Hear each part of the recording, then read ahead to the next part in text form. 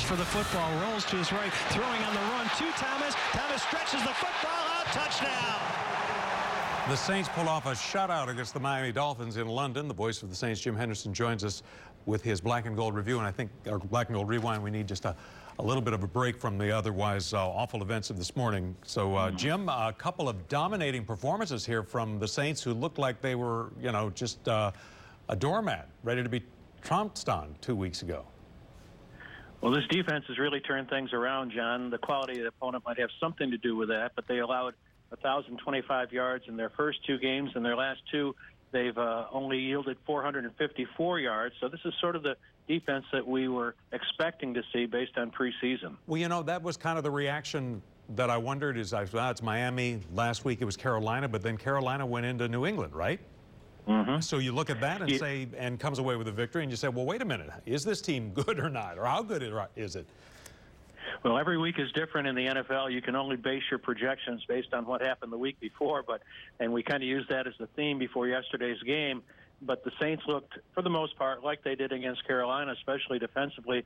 But unfortunately for the Dolphins, they looked pretty much like they did against the Jets the week before. They called timeout to score a touchdown on the final play of that game, or they might have been shut out 2 weeks in a row. You know, the other thing about it is, and I think you can get caught up in the moment, as you point out, from week to week, but the fact that they dominated any National Football League team 2 weeks in a row has to be seen as certainly a better sign. Very much so. And the way they're doing it, I mean, they haven't given up a turnover in 4 games. I think they're only the third team in the NFL to start first 4 games of the season or have a 4-game stretch to begin the season with no turnovers. So that's been huge. You know, if you look at the Saints in years past, they've oftentimes been on the negative side of the turnover differential, and that means an awful lot. I think they can play a little bit more cautiously now. I think they're trusting their defense more, and I think that's the way they played yesterday. I think they realized by halftime that this is a Dolphin team that's going to have a hard time scoring. And really, if you look at this game, it really turned on the first drive of the game for the Dolphins and the first drive of the second half for the Saints. That first drive for the Dolphins, they take in the opening kickoff, go 12 plays, 6.5 minutes, and then Cutler throws an interception on 1st and goal from the Saint 4-yard line. And then in the third quarter, when the Saints had deferred and took in the kickoff, they went the length of the field and scored on the touchdown. You just replayed to Mike Thomas, and that truly was the way the game turned. All right, well, I know it's a lot more fun for you, Jim, where we are here after week 4 than where it was week 2. So enjoy the bye week, I guess, and we'll talk to you soon. Thank you, John. All right, thanks, Jim. We'll be also want to remind you that Jim's commentary comes up at 5 o'clock, his Black and Gold review at 10:35. We will... Saints fans watch their team come home with another win. Jim's happy to be back, so are the Saints too, right? They are. You know, handling that game in London can be really tricky, especially for losing coaches. If it's a home away from home, it's a long way from home. But the Saints, in going 2-0 there, have been on the winning side of the highest scoring game in the London series, the lowest scoring game in the London series, and the only shutout in the London series. Clearly, Sean Payton and his incredibly hardworking staff are onto something. And if imitation is the sincerest form of flattery, other coaches would be wise to imitate, emulate, and even impersonate Sean Payton.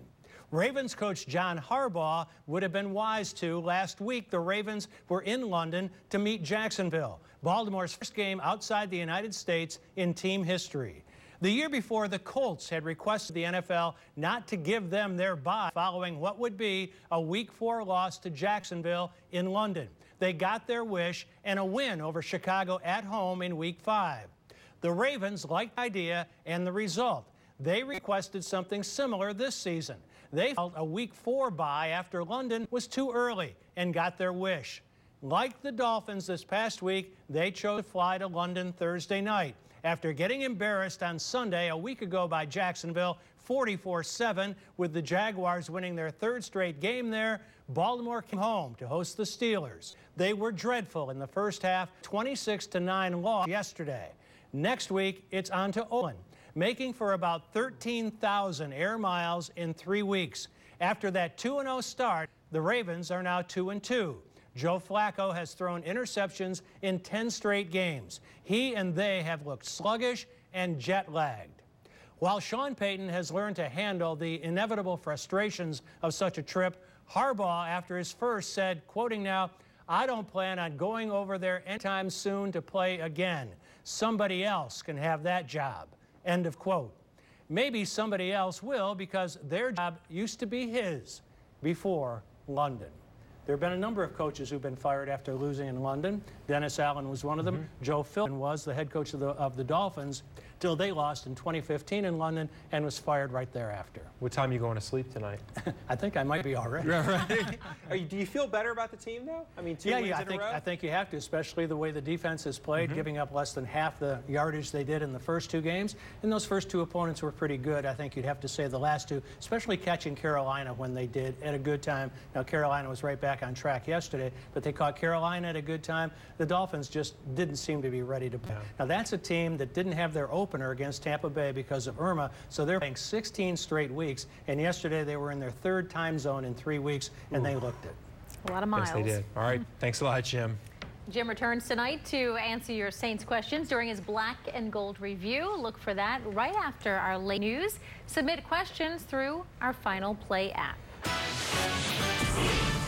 Jim Henderson's Black and Gold Review is sponsored by your Southern Quality Ford dealer, built Ford tough. And 2017 Nissan Titan. With America's best bumper-to-bumper limited truck warranty, Nissan Titan. Take on any job. And Slidell Memorial Hospital in partnership with Oshner. Breeze puts Ted Ginn in motion. Fakes to him and throws a little shovel pass to Kamara. Kamara to the goal line, and Kamara will score. Gotta love the sound of that. Good evening and welcome in alongside the man on the call, the voice of the Saints, Jim Henderson.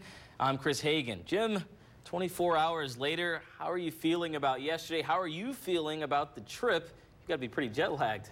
Yeah, it's a little crazy, you know, 6-hour time difference, so it's going to take some time to adjust. I thought the Saints adjusted well. However, that game has a unique set of challenges for everybody in the organization, everybody who made the trip, all the logistics, all the coaches, all the players, all the people who cover the team. So it's nice to have that one behind us, especially in victory, and I also think it was a good week to be out of town. Certainly was, Jim. All right, let's get to these headlines. The Saints are ahead of schedule at 2-2 right now. Yeah, 1-3 after 4 games each of the last 3 seasons. Now they're at 2-2. Now that might not sound like much, but to be at 500 right now after the way the season started with those first 2 blowouts, I think most Saints fans would have said before the season, no matter who they beat, a 2-2 record after 4 games would be acceptable. Now the season's supposed to get a little easier schedule-wise, so I don't think anybody's too unhappy with the 2-2 start. And I think the big thing here is that this team's been 500 before, maybe got ahead of themselves. Kenny Vaccaro, however, was quick to kind of bring them back down to earth, even right after yesterday's win. Yeah, it feels good. I think it definitely breeds confidence, but like I've been preaching last week, we got to keep being consistent. Since I've been here the last 3 or 4 years, we get back to 500 and then we drop 1 and get back to 500. So, I mean, it's a good win. It's gonna feel real good on the plane, but all I can think about is getting to this film and correcting ourselves, because I don't want to look ahead. I don't want to start feeling ourselves at all, because we don't deserve it yet. And from Kenny Vaccaro, a veteran on defense, I think his leadership has certainly stepped up, and that's exactly what you'd want to hear. Now, staying on that side of the ball, our next headline, Dennis Allen's redemption. Jim. How about that after those first 2 games? I really like Dennis Allen. I think he's a really good person, a really good coach. I'm very happy for him personally to see what this defense has done over the last 2 games. They've only allowed 13 points in their last 2 games. That's the Saints' best stretch of defense since a guy named Greg Williams was the defensive coordinator of this team in 2010. Jim, I'll ask you this. Last week, we had a viewer question that was, did Dennis Allen save his job with a great defensive victory over Carolina? I'll ask you, was his job ever in jeopardy? And maybe one more, could he get back into head coaching eventually? I don't think it was in jeopardy. I mean, you've got a guy on the staff, and Mike Nolan, who probably could easily fill that role, the linebacker coach who's been a head coach himself in the NFL. I don't think Dennis Allen's job was in jeopardy only 2 games into the season. And yes, he could resurrect himself. I mean, he went from the Saints, as I recall, a secondary coach, to go to Denver as the defensive coordinator, quickly made his mark there, went to the Raiders and was fired after an 0-4 start. In fact, he was fired after losing to the Dolphins on a game in London. But he really took over a team in Oakland that was not going to win for anybody, really. They'd had so many problems salary cap-wise, personnel-wise, so he was really in a no-win situation. If he comes here and establishes this defense and makes it a top 12 defense with the Saints offense, that probably means they're in the playoffs, and he's resurrected his potential as a head coach somewhere else. Definitely something to keep an eye on, but for now, certainly the Saints must enjoy having a guy, a potential head coach and a former head coach on the staff leading that defense. Our next headline, good old casual Jay Cutler fresh off retirement. Don't you love seeing Jay Cutler play football? I mean, he does it with all the verve of an accountant filling out a tax return. I mean, he always looks like he just woke up. You can see him there. What time is it? Anybody got some coffee? In the way he warms up. We've always talked about how much different it is, Jay Cutler as opposed to a Drew Brees. Drew Brees is all about body language. And look at this. This is the wildcat formation of the Dolphins. And this is them splitting Jay Cutler out as a wide receiver. He's got his hands on his hips and never moves. I think this is the Miami version of the Mildcat. And so I would love to see if they threw him the football. First of all, I don't think he'd even want to catch it. And if he did, he'd trot gingerly to the sideline, and that would be it. This is a guy that was probably going to have the chance to do that game for Fox when he was lured out of the broadcast booth with a $10 million deal. That was a horrible interception that he threw to Ken Crawley. They were moving the football so well downfield with their very first drive to start the game. Ball's vastly underthrown. Crawley said he knew exactly what they were going to do. This is what they always do down there, is throw to Thomas, who's their biggest receiver and a tight end. And he threw it on 1st and goal from the 4-yard line. And, of course, they never really threatened again in the entire game. And what's so puzzling is that Jay Cutler takes this attitude with a coach that he probably wanted to come back and play for, being how close he was with head coach Adam Gase. And so you've seen a lot of football. You see the way Drew Brees operates throughout the week and during a game. You've seen a lot of good quarterbacks in your time. But what do you think it is that keeps Jay Cutler around then when he shows an apparent just lack of caring sometimes? I think it's probably the fact there are so few veteran quarterbacks out there who have any kind of track record. Now, his was set some time ago, but he's tremendously inconsistent. And again, I think it's his body language. When he was in Chicago, he was extremely unpopular, primarily because of that he just didn't look like he gave a damn. And he probably does, but again, it comes down to body language. He inspires nobody in the stands that it really means a lot to him. I don't think it means much to his teammates the way that he tries to lead them. And so that will probably get him out of here after this year when Tannehill's ready to return. Well, moving back to the Saints offense and that side of the ball, a cautious offense is what we saw a little bit of yesterday. Well, too, and I think they're finding now that they can rely on their defense a little bit more, and they don't have to score 38 points in every game, certainly based on the last 2 weeks, to win. And I think Drew hasn't been putting the ball at risk as much as he might in a situation where he's constantly feeling like he's got to put points on the board. He hasn't done that. They've had a more cautious offense. They've, of course, had no turnovers in 4 games, and that's huge, although they've had some close calls. And you've got to be lucky sometimes. Sometimes you can throw the ball beautifully, and it's just barely tipped by a defensive lineman, and you're intercepted. The ball might have been on target for a touchdown. That hasn't happened to him this year, and he's had some luck in some ways. I mean, yesterday he had a near interception from this guy, Cordrea Tankersley. I love that name. He's the corner on the Dolphins who had to play yesterday for the first time in his career as a rookie because Byron Maxwell, their other corner that he was replacing, is hurt, but he's also playing horribly for the 2nd straight year. So there's one that Drew got away with. He got away with one last week. Luke Kuechly threw it right to him, and Kuechly dropped it. And then they had the fumble yesterday as well that Brees was able to recover. So there could have been some turnovers, and sometimes you have to be lucky not to have some, and the Saints haven't had any through 4 games. And as we all know, that's the most meaningful statistic in football, who wins the turnover battle. And when you're running a bit of a cautious offense, it certainly does help to have a back like Alvin Kamara. He had 10 catches yesterday. We call it the Sproles roll in headline 5. And boy, is he filling it beautifully. The kid just runs, I think, intelligently. Everything about him just shows that he's more mature than your usual rookie. And this is something that Sean Payton stressed during preseason. He gets it. He's smart. He's got his head in the playbook. And it certainly looks that way. The stage does not look too big for him. I mean, yesterday he was targeted 10 times in the passing game, had 10 receptions. He runs with some violence. He runs with some speed. He runs with some elusiveness. And when you look at some of the other guys that they've had that they tried to fill that role with, as you look back after the Sproles trade in 2014, Travaris Cadet, C.J. Spiller, Marcus Murphy, I don't think any of them are still in the NFL. And so that just shows you how desperate the Saints were for somebody to replace Sproles, and the fact that they never really had a true replacement until now. And certainly when you look at that list of guys, I don't think they have that versatility that Alvin Kamara brings to this offense. I agree, and we really haven't seen him too much in the role of a kickoff returner, but he's fully capable of doing that. He could probably be backup punt returner if anything happened to Ted Ginn. He's just doing the job beautifully, and I know, as Sean will tell us shortly, he's being used in a lot of different ways and has made this offense a lot more diverse. Exactly. Coming up, Sean Fazan was buried in the film all day to explain all the different ways that the Saints are utilizing Alvin Kamara, their new weapon. We'll examine and answer your questions next.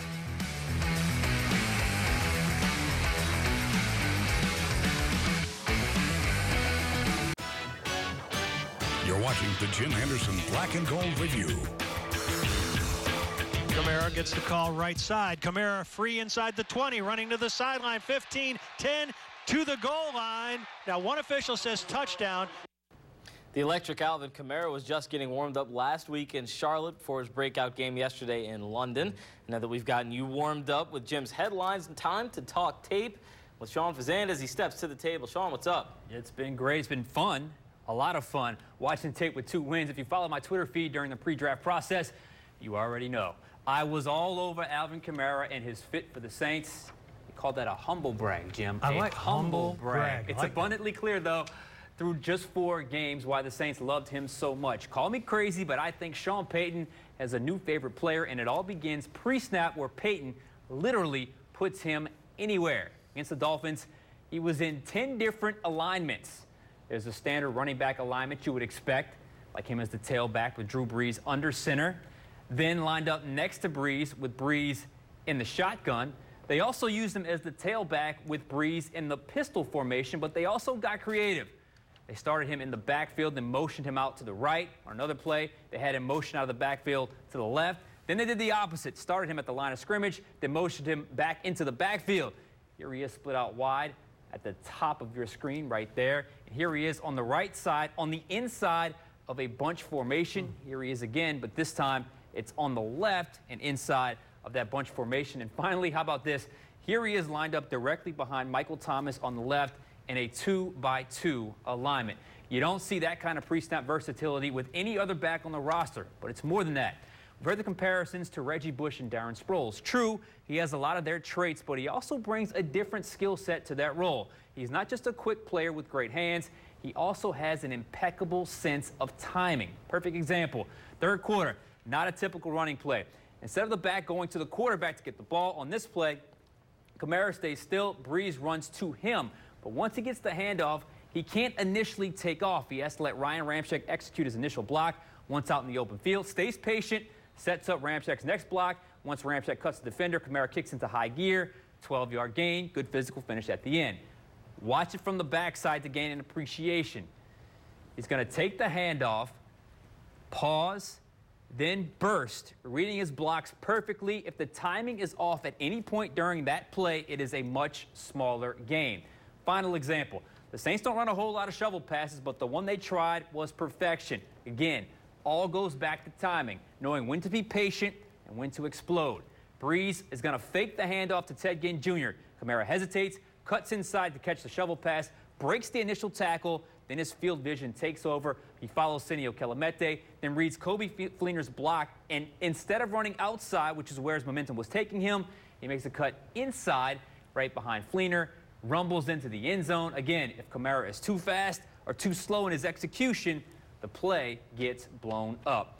The Saints offense is not easy, and Payton is asking a lot of Kamara, but it's not too big for the rookie. Not to get too far ahead of ourselves here, but at his best, Kamara has the hands of Bush and Sproles, but the patience of Pierre Thomas. But he may actually be a better pure running back than all 3 of those guys. And he's already a veteran in a lot of ways. No doubt about it. You saw in that jet sweep where they faked it to Teddy Ginn Jr. and he ran the shovel pass. He told Ted Ginn, go fast. It'll allow me to kind of get my speed, get my timing down. He cut outside. He took a step outside, cut back in, caught the pass, read his blocks. And you know, the lack of mental errors, too, for a young player, a rookie, who's been told about being very intelligent by Sean Payton, to put him in all those positions and not have to have Brees say, move him around and caution him about not being in the right spot, tells me a lot about this kid. Go back to C.J. Spiller. How many times Drew Brees had to kind of point over here, over there? You're in the wrong spot. Never has to do that with Kamara.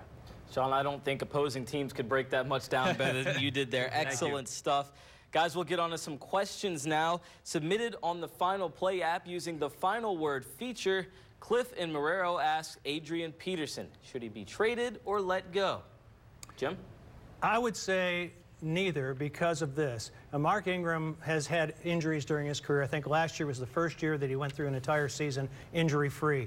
That's a position of great attrition. You would certainly hope he doesn't go down for any length of time this year, but if he does, you've got a veteran running back who knows the system, who could be plugged in. Now, he can't do the things that Mark Ingram does in a lot of ways, but he at least knows the system and he's on hand. 4 carries. He got 4 carries on Sunday. In a previous life, Adrian Peterson is getting his 4th carry by about the 9th or 10th offensive play. And when he's at his 4th carry, he's getting into the rhythm of the game. It's just getting started for him, right? He's ready to ride off into the game here. With the Saints, he's never going to get that opportunity. He's never going to be that player. You saw who the top 2 running backs are on this roster. And you can really, any competent running back could do the things that they're asking Adrian Peterson to do in this offense. So if I'm the Saints and I get a call from a running back needy team and they're ready to offer a 5th or a 6th round, I make that deal. I wouldn't let him go, though. You don't let him go with that contract. Team like the Vikings, you mean?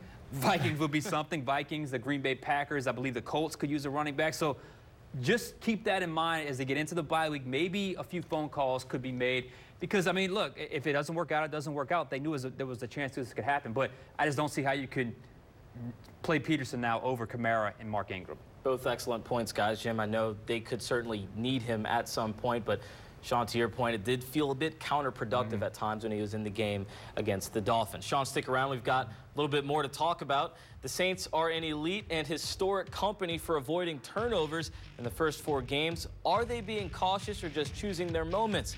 We'll debate.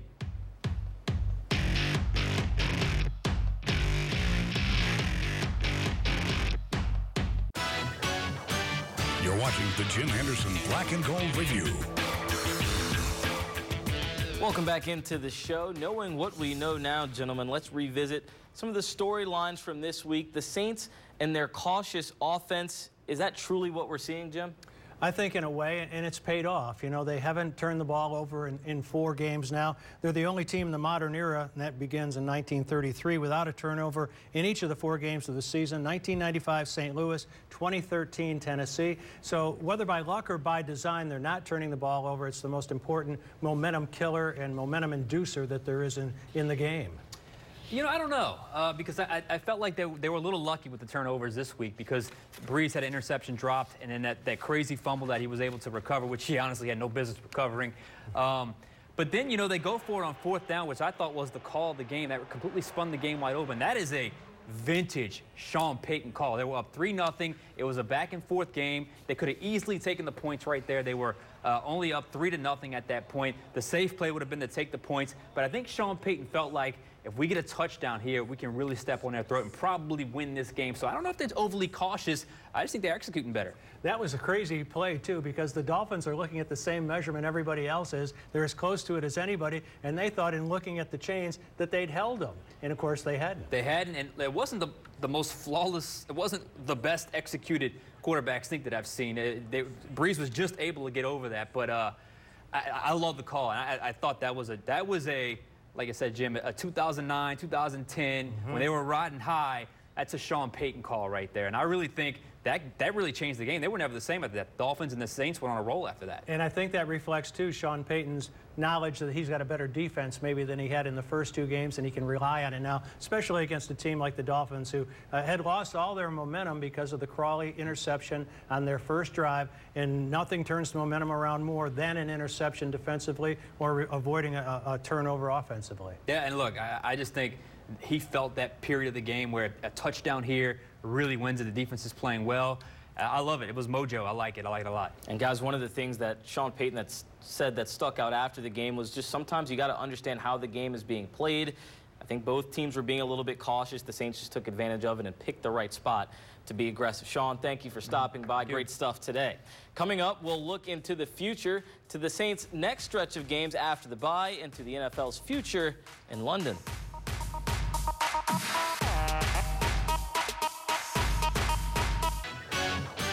You're watching the Jim Henderson Black and Gold Review. Welcome back into the show. Jim, at 2-2, the Saints are about where we expected them to be through 4 games. Now they've got another 4 to worry about in the next quarter of the schedule. Let's take a look at those. Detroit at 3-1 coming off the bye week, then at Green Bay, home against Chicago, and home against Tampa Bay. What do you make of these next 4 opponents? Well, I think if you looked at the schedule prior to the season beginning, you'd say these 4 teams are pretty much right about where we expected them to be. We knew Detroit and Green Bay were the class of their division. Chicago is probably going to be the worst team in that division, and they look like they are. They're making a change at quarterback with Trubisky starting on Thursday night against the Packers.